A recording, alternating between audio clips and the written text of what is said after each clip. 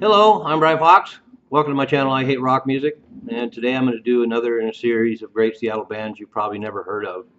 In this case, a band that will definitely satiate those looking for grunge bands from Seattle that they've never heard of.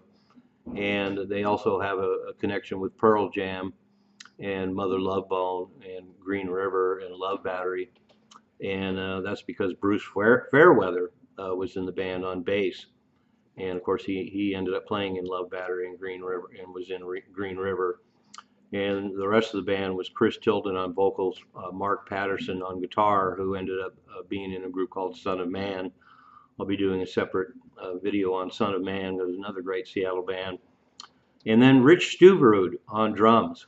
Young Rich Stuverud, he was in the early Fastbacks and then was in a band called War Babies, who managed to get an album out and a more polished form of grunge. But Blind Horse were really exceptional. They recorded a bunch of demos. Unfortunately, there's only about 2 or 3 things that are available out there. A bunch of demos were posted on YouTube for a while and they got pulled, but there's a whole bunch of demos out there. They were ready to go. They had kind of a Black Crowes, Humble Pie, classic British rock sort of thing going at first, and then they got a lot darker and a lot more complex and a lot more interesting. And in their last incarnation, Rich Stuver left, and he was replaced by Greg Gilmore.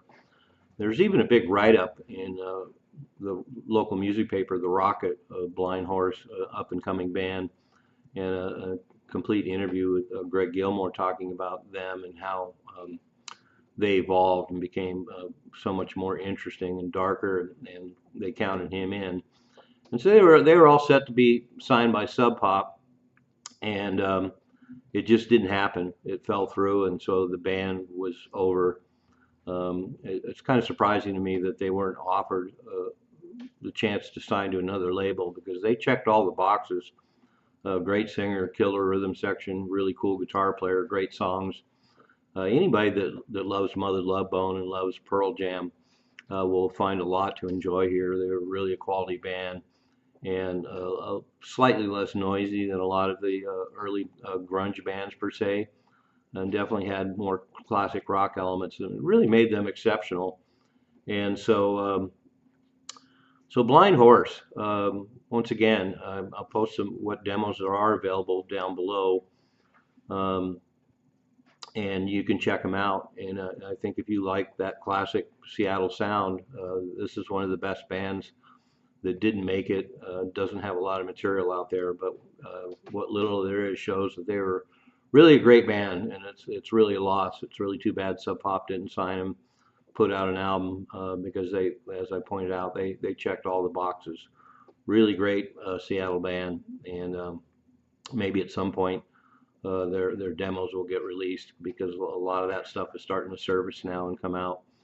Bundle of Hiss just had a whole collection of stuff released after all these years, from the 1986 to 1988 period, and they've spent a lot of time in the studio, and I'm pretty sure Blind Horse spent a lot of time in the studio as well. I know there's a lot of material with the original drummer Rich Stuverud on it. I don't know if they recorded with Greg Gilmore, but I definitely would be really interested in that. But it worked out for me, because when Blind Horse folded, I grabbed Greg Gilmore again. I'd played with him in the Chubby Children in 1983 and 1985. And with the demise of Blind Horse, I snagged him again and started yet another Chubby Children band. So Blind Horse's loss and Brian Fox's gain. But anyway, Blind Horse, excellent band. Check them out. I'm Brian Fox. Thanks for watching I Hate Rock Music.